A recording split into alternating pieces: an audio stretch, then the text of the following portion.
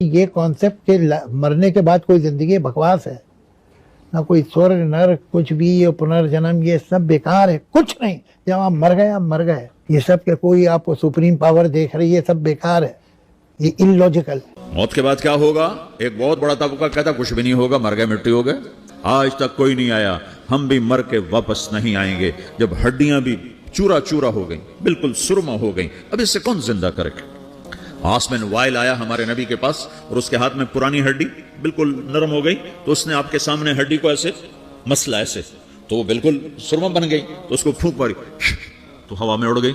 تو وہ کہنے لگا اے محمد تیرا رب اسے زندہ کرے گا؟ تو اللہ تعالیٰ نے فوراً جبریل اتارا کہ اس کمبخت کو بتا، دیکھو اس کو جس کو میں نے گندے پانی سے بنایا آج مجھ سے جھگڑا کر رہا ہے اور مجھ سے دلیلیں مانگتا ہے اور مجھے مثالیں دیتا ہے اور مجھے کہتا ہے اس پرانی ہڈی کو کون زندہ کرے گا جو سرما بن گئی؟ قل یحییھا الذی انشأھا اول مرہ، بتاؤ میرے حبیب کہ اس سے وہ زندہ کرے گا جس نے اس سے بنایا اور پیدا کیا تھا.